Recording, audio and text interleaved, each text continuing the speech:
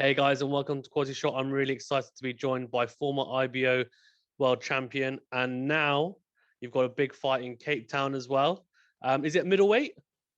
No. I'm dropped down to welterweight for this fight. Oh, wow. Okay. Yeah. So I was going to say middleweight contender, but I saw that you were looking to drop down weight. Okay. So welterweight contender. Wow. Okay. Yeah. How are you doing?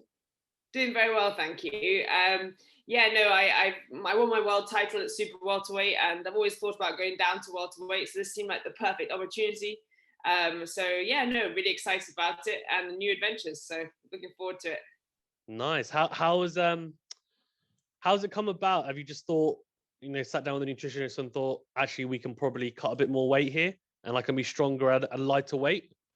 So actually, when I started out at boxing at super welterweight, because there were opportunities available around that weight. Really, to be honest, when I started out, Cecilia Braekhaus was the unified welterweight champion of the world, and now it's Jessica McCaskill. So obviously, like that division has been kind of tied up for a long time. So I just started out super welter. I make the weight easily, so I've always had aspirations to drop down to welterweight. So this just seemed like a perfect opportunity to do it. So yeah, and also me and my nutritionist and my team have talked about it, and we think it's very doable for me. So yeah, all good. Nice. No, that sounds really good. I guess there's a lot of big fights as well at welterweight, and it seems like women's boxing is really thriving at the moment. For people who don't know, how did you actually get into boxing? Like your journey into boxing? Can you touch upon it a little bit? Yeah, so basically, when I was a kid, I used to do taekwondo with me and my sister. We used to go and compete, and we used to train like 3 times a week. Really, really into it. And I think my love of like combat sports really started then. I love the discipline. I love how tough the training is and how hard it pushes you. Really enjoy that. And also, I just like fighting, so it suited me perfectly. But as I got older, obviously I followed my career into classical music as my other job. So I stopped training in taekwondo and all that sort of thing. But I got back into it for fitness at the end of my undergraduate when I was in Glasgow. So there was like a circuit training and Thai boxing class at the Grip House in Glasgow. So I got back into doing some Thai boxing. I'd missed kicking things. It was good. And then when I moved down to London to do my master's, I joined Gym Box to continue doing Thai boxing, and I met my coach Noel Callan and Derek Sweet D Williams, heavyweight champion. So they introduced me to boxing. I fell in love with it, and here I am now. Nice. That's a great. So you said you do classical music on the side. So what kind of stuff do you do? Yeah, so basically, I play the bassoon. Classical music has always been my first love. I started as a kid playing piano, did the flute, but my principal study is the bassoon, and I play in and around London with various orchestras, and I teach music to kids. I also have a wind quintet, and we play concerts for, like lunchtime recitals. We also go into care homes and go to schools and stuff like that. So yeah, it keeps me pretty busy, but obviously pandemic situations meant none of that sort of other part of my life has been happening right now, apart from the teaching online. But yeah, I'm really missing performing. Yeah, that sounds really rewarding as well. Like especially going in to play for kids, and I mean, it must be amazing and teaching as well. I know I dabbled in a little bit of like coaching and some sports, and I know it's really rewarding. So that sounds amazing, especially if it's something you're passionate about, right? As well. Absolutely. I love teaching and I love working with kids. Like, I think it's probably because I'm a massive kid myself. So I get their attitude and their constant kind of like energy and excitement about stuff. And also I really enjoy the challenge of finding what makes people tick. Do you know what I mean? Like some kids love things straight away, others grow into it, and you have to find a way to get them all involved. And that's what I really enjoy about teaching, to be honest. No, that makes a lot of sense. So now you've got this big fight in Cape Town in South Africa. I'm assuming it's your first time fighting in South Africa, from what I can tell. I mean, that's really exciting. And what do you know about your opponent? So I'm going to try and pronounce the name without butchering it. Kholosa Ndobayini, I think maybe. Kholosa Ndobayini, I think that's it. Okay. Yeah, roughly. Okay. We're close. We're close. Yeah. Yeah. It's my first time fighting in South Africa. It's my first time ever going there as well. I've always wanted to go, so it's kind of a bit of a perfect scenario for me. My manager Sam Kinnock has been working very closely and as part of the team for Fight Africa Promotions, and they're setting up a connection between Scotland and South Africa, and really helping to bring boxing back to the forefront in South Africa, because Africa has a wealth of boxing champions, a great boxing history. And there's some fantastic fighters over there. And often the difficulty I have is actually getting them out of Africa so I can fight them because of visa issues and things like that. So the opportunity for me to go and fight as the home fighter in South Africa and actually get access to some of these opponents is brilliant. So I'm really excited about it. And it's going to be the first time I'm going there. And my opponent, she's a two-time South African champion. Two-time South African champion. So I know she's going to be bringing it. So I'm looking forward to it. It's going to be a proper fight and exciting for the fans. So yeah, I'm looking forward to it. Yeah, brand new experience. And yeah, it sounds like it's going to be a great fight. You've obviously had some really big fights previously as well. You've faced the likes of Savannah Marshall, Claressa Shields, etc. I'm assuming these experiences, they were at higher weight classes anyway. But these experiences would have helped you now to where you are. And I'm assuming going into this, we're going to see slight improvements each time. Is that kind of what you're looking for as you're fighting? Yeah, I always say that to people, I never came into boxing to finish something I know. I came in to see how far I could take myself. And I became world champion in 2019, first ever world champion for Scotland. So incredibly proud moment for me, and just a huge amazement for myself. I pushed myself, I worked really hard and achieved the pinnacle, which is amazing. So now that I've dropped down to welterweight, there's a new sort of adventure, new route of things. And I'm obviously going to be wanting to go for a world title at welterweight. That's kind of the goal for next year. But all of these fights that I've had prior to now all help me advance as a fighter. You learn every single time you step between those ropes. And I just feel that every time I come away from a fight, win or lose, I've leveled up again. So every time you see me get back in the ring, I'm a different fighter. I've advanced and developed. And I think maybe that's also because I didn't have a massive, I didn't have an amateur career. I came from white collar boxing. So I think it's every time I get in there to perform and box and fight, I always learn new things. So I just take it on to my next one. So you're kind of I suppose, learning on the job. Yeah. Do you feel like, we mentioned those, I mentioned those names previously. Do you feel like women's boxing is now getting the recognition it deserves? It's starting to anyway. And I'm assuming it's probably not where you guys want it to be yet. It's still growing, but I feel like, we're seeing more, we're seeing more women on cards. We're seeing some cards that even, there was the first, I think the top 3 headliners were women world title fights, and there were really big fights on there. Obviously, there's Katie Taylor, and as you mentioned, Cecilia Braekhaus as well, Claressa Shields. These guys are kind of, I feel like they're the flag bearers of this generation at the moment, anyway. Yeah, for sure. It's an amazing feeling to be at the forefront of women's boxing right now.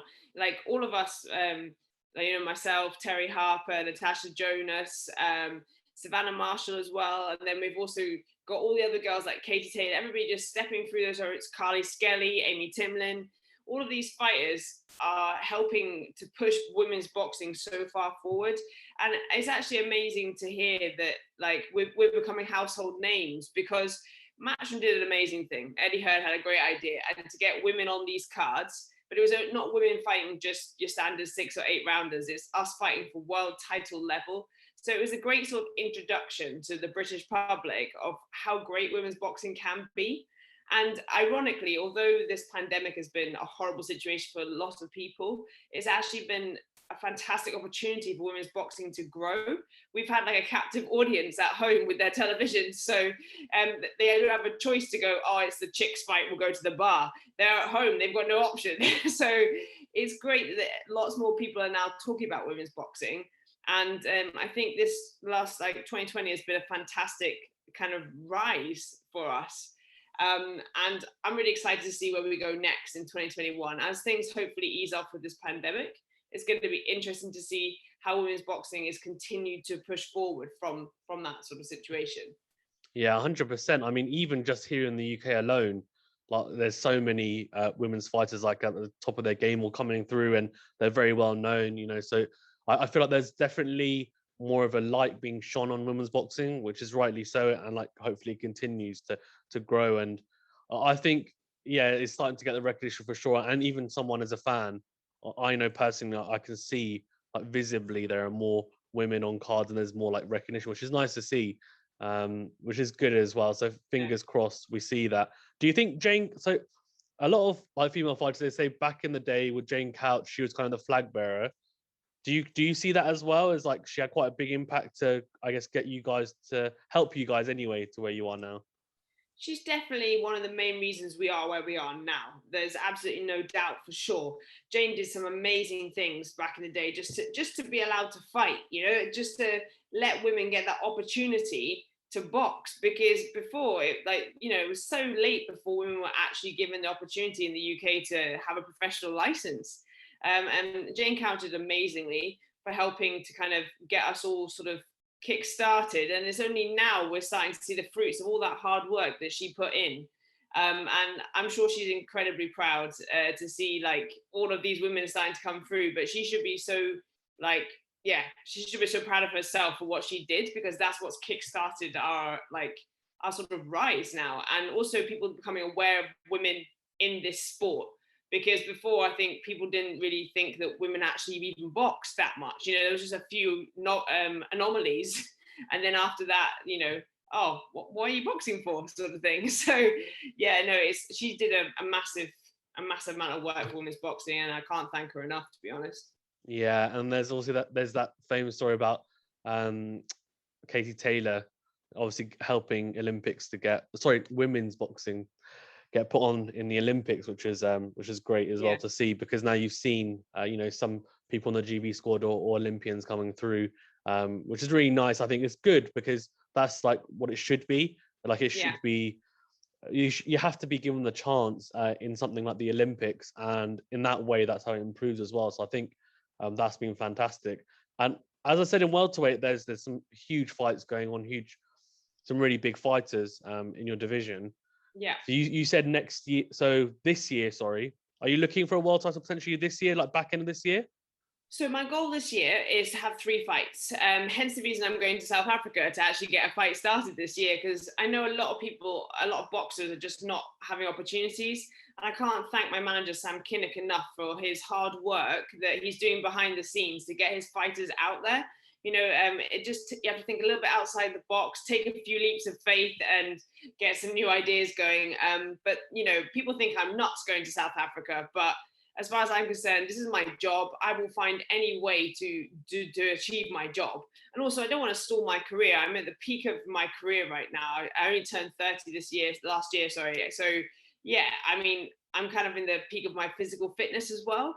So I don't really want to have another 6 months out from fighting. I think it's just going to be ridiculous. So my goal this year is to have 3 fights, hopefully pick up a sort of a title, maybe the European welterweight title by the end of the Commonwealth or something.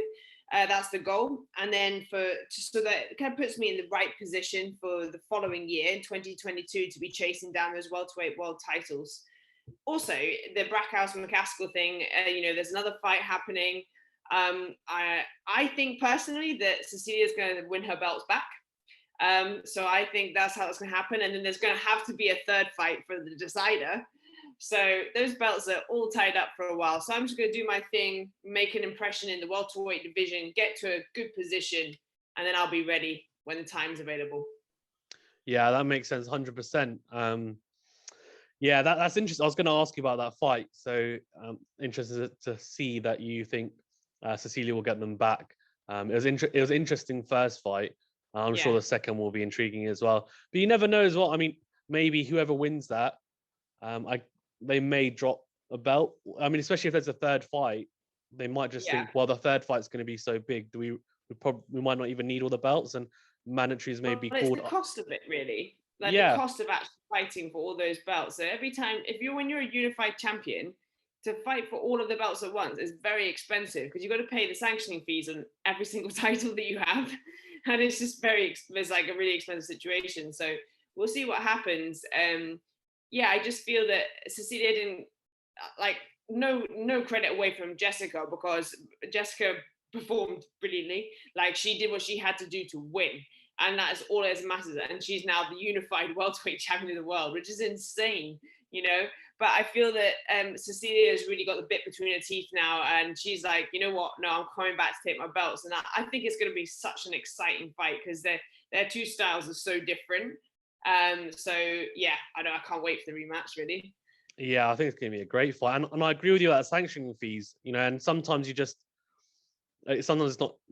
Of course, I don't want to say it's not worth it, because of course being undisputed is fantastic, but I think maybe once they've both achieved it now, so potentially when whoever wins, if there is a third fight, then as you said, they may think, well, we don't need sanctioning fees, and also if mandatories are getting called, then it might just be easier to drop them, and they can kind Or of be a bit more flexible. sometimes you have one belt on the line. So like, so sometimes they will have to fight for all the belts. There'll be like an exception made. And also the difference is, like, when you're a male fighter and you're fighting for the unified welterweight championship of the world, the money is there. Like, the money is there 100%. Whereas when you're fighting as a female, the cost of it and what you actually get paid for your fight is nowhere near what the guys are getting paid. And this is why you often see women fight for individual titles, or not all of them at once. So yeah, the politics of the finances come into it a lot.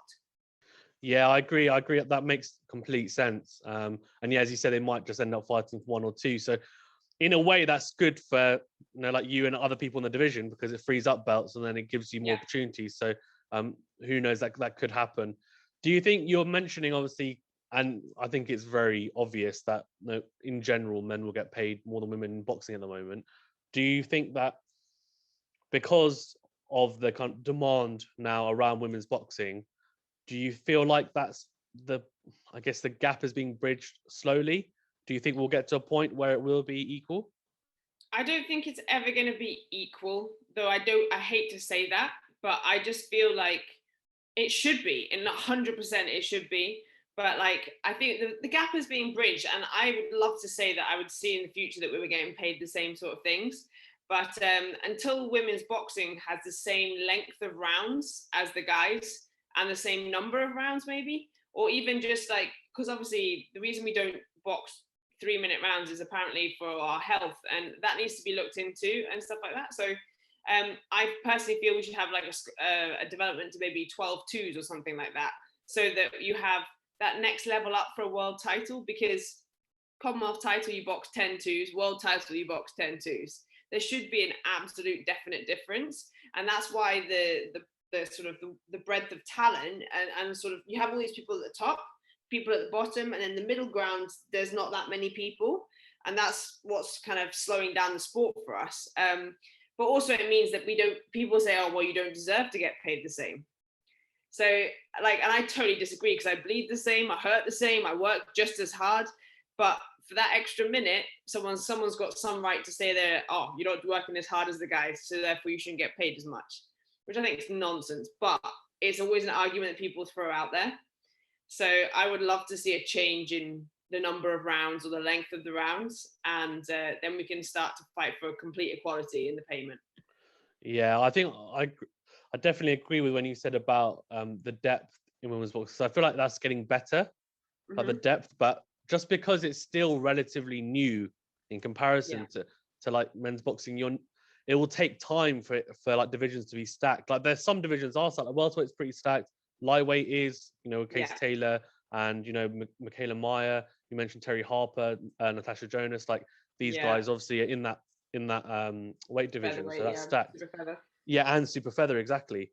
So I think, like, these guys, you know, Chantel Cameron, like, there's a lot of fighters around at the moment, but maybe, as you said, that middle ground where you have guys coming through, kind of starting out, and then like Amy Timlin, people like that, who are kind of getting the British Commonwealth, and then you don't really have that in between, which is, I guess, the European, but people coming through. So slowly they'll start to get stacked. And well, I say slowly, it seems to be pretty rapid at the moment, so fingers crossed. But in terms of, I think as well, the Olympic situation has caused a bit of a problem, because what would have happened, I feel, is a lot of girls would have turned over after the Olympics, but things have been delayed. So I feel that some of them are going to turn over without ever doing the Olympics, or if it even happens. So people are going to turn over sooner than they were expected or later than they were expected. So that's definitely made a difference as well. And also with women's boxing, we still don't have a British title. With the first sort of title you can win, I think you can do like a Southern area or like a Midlands area title. The international challenge belt used to be available, it's not. But like we don't have the English, the British, those aren't available for us. So but I understand why. The board said, well, there's not enough of you to fight for it. So therefore, because the best thing about a British title is that you own it outright. That is the coolest thing about it, you know?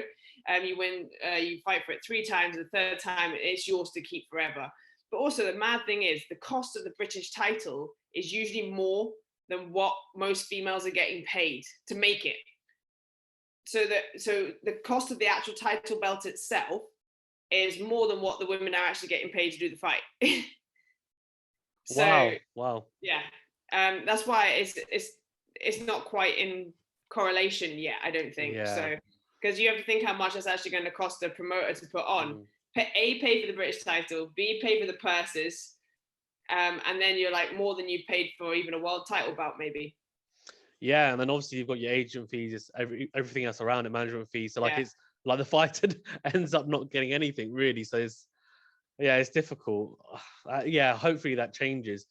There has to be a British title sometime eventually. Yeah, there has in the future for women. I would love to see a British title because the Lonsdale belt is stunning. It is absolutely stunning, and all of the best like British fights for the British title, they're always absolute corkers. They're brilliant to watch because everybody really wants the Lonsdale belt. It's just such a cool thing to say you've won. Like 100%. You actually mentioned about the rounds, and you know, I think at the moment it's 10 rounds. Do you think it should be 12 rounds and 3-minute rounds, or should it be, or do you think it should stay with 2 minutes? Because when you're sparring and training, I'm assuming you've tried 3-minute rounds. Oh, I'm a 3-minute round fighter, 100% all day long. I'd much rather have 3-minute rounds. Suits me down to a T. There's so many fights I've been in where I've just had that little extra, even 10 seconds more could have stopped my opponent. Do you know what I mean? And that's really frustrating because you only got 2 minutes. But it does mean that women's boxing is kind of like a sprint when you watch it. It's super fast paced. They haven't got time to think things out. So people kind of like that aspect of it. So my sort of compromise would be, why don't you make world titles 12-2s? Because then you add the level, but then you still don't have 3-minute rounds, which is the argument is that it's bad for, because we sweat more than guys. So we lose more water and like for brain injuries and stuff like that, that's what they're concerned about. But I think they need to research that again, some potentially, and like, you know, all of these things need to be looked at as time goes past. But 12-2s, I think, would be a great starting point because then you really sort of, you have that real elite level fighting for a world title. And, you know, people who are fighting for world titles now might not potentially be able to do 12-2s. They're not quite at that stage yet in their career. Whereas that they can still do 10-2s and do a Commonwealth and then do a world title at the same, like, you know, it's the same length of time. But there should be it should definitely be a difference, 100%. Yeah, I agree. I think that makes sense as well, the 12-2s. And yeah, I think there's definitely a perception that the 2 minutes, as you said, it's like fast paced and it's more exciting. But maybe I guess once you get to a point where, you know, fingers crossed, like women's boxing continues in the kind of trajectory it's going, and there is a lot of eyes on it, then maybe you can change at that point. But as you said, I think there's a medical reason. But I mean, nowadays it needs to be looked into again, and because I feel like with science and technology and stuff, like you see, like there's no way that, you know, of course, like not all men are fitter than women. Like it's just impossible. Like that's not the case at all. And some women are just super fit. So, and vice versa. So I just think it needs to be looked at again. Maybe I don't know whether it's old research, etc., or what it is, but there's just not a lot of research being done, like for women. The WBC have carried out research, which is fantastic because they're always championing us women. But there's more research can be done, I think. But also as well, like you've got girls who are in the cage and they're doing 5-minute rounds for UFC, like MMA and stuff like that. They can train for up to that. I can train 3-minute rounds. I've sparred 3-minute rounds. I don't know. I'd like to have it, but also you've got the Olympics. Like the people training up at Team GB, the girls do 3-minute rounds. That's what they're doing, not 2s anymore. So yeah, if it's starting at that level where the girls are boxing 3s in the amateurs, then it should carry on to the same thing in the pros, in my opinion. Yeah, 100%. I think it'll be interesting to see what happens with that for sure. Yeah, exciting though. You're going to South Africa. Do you have anything planned after to do like safaris, etc.? Is it just going to be in and out? Oh, it's going to be in and out this time around. Although I would have killed to have gone on a safari, and like I'd love to go check out South Africa because Cape Town's meant to be absolutely stunning, and it's somewhere, like I said, I've always wanted to go. But the way that this is running is that I've got to do a COVID test before I go, COVID test on arrival. I can't leave until I've had a positive, negative COVID test. Then when I get back to the UK, I've got to quarantine currently, so in a hotel. So it's, I would love to have taken more time, but it's already taking quite a lot of time. But as a fighter, I've for me and my team, the most important thing was that I get out and I'm active. So we factored in the quarantine time as well, because everybody's like, oh, you go to quarantine when you get back. And I was just like, yeah. And they were like, but are you, what about work? And I was like, well, it's all online anyway. So I'm just going to take my laptop to Africa and then come back with it, sit in my hotel and do my work online. Yeah, I guess that's the one positive maybe about the whole situation as a fighter. I guess being online is quite good because then it gives you flexibility to get around, which is good in a way, I guess. How's training been though with the whole situation? Has it been okay because you're an elite athlete and you still have access to boxing gyms, but is there some other like S&C stuff that you do which maybe you've had to adjust a little bit? So yeah, normally I would train to do my strength and conditioning at Virgin Active, just because they've got all of the setup there for everything, like the trap bars, all of the Olympic bars and things like that. But my coach Noel, he's super resourceful, so he's basically been hoarding kettlebells throughout this situation. So I use a lot of kettlebells in my training anyway. So we've just kind of set up the strength stuff at the boxing gym. So like you said, being an elite level athlete, I can't train. So I'm only in there and there's only other elite level athletes. So we're not worried about anything like that. And we've also kind of made the gym so it has everything that we need. There's a treadmill there. The only thing that has been a bit rubbish is that normally we go to travel to the altitude center where I do my altitude training. So I do all my cardio at altitude, basically. But they were fantastic and they sent me a machine. So I got the machine in the gym. So I just put a mask on instead. So I'm getting all my altitude training in as well. So yeah, there's always a way to find a way to be able to do things. It's all a little bit different, but everything's working. I'm still doing all the strength stuff I would normally do, getting the same output. So I'm pretty happy. Yes, there's that really famous story about Lennox Lewis not doing any altitude training. Obviously, he was in Ocean's 11, and then he went to South Africa, and he said after, "No, I didn't adjust to the altitude." So no, that's good. Which also is the same as you. Like you're here in the UK, and you're going to go to South Africa and Cape Town. So yeah, that's cool. I'm assuming it'll be quite different. The altitude is quite different there. So that's good that you're getting that in. It's been a big part of my training, altitude training, for quite a long time now. I use it. I've had it for now maybe 2 years. So it just makes a huge difference and impact to my ability to recover in time, and also just like my fitness levels are off the charts. It just really helps improve that. It's also great for when you're cutting weight because being at altitude makes you less hungry. So very useful. But you've also got to then be really careful of your calorie intake because you might not feel hungry, but you need to make sure you're putting the right amount of calories in. So it's a whole science, but I love to put science into all of my training, and I think you might as well, because if that one, like at the elite level, it's that 1% more, isn't it? So yeah, 100%. Yeah, that makes complete sense. I think they say, don't they, it's a small margins or small percentages that win you fights or just in any sport really. So you said before we started, actually, you said that you've got, I think, is it one more week of like full out and then you're traveling? So let me just look at my diary. this week, next week, and then we travel. So two more hard weeks, and then I'm going to be traveling at the beginning of March. So this is pretty much all full out sparring, I'm assuming, isn't it? I mean, we've done all the hard work with the sparring. I've just been doing this, like, obviously this is the last sort of hard week. Next week I'm tapering out.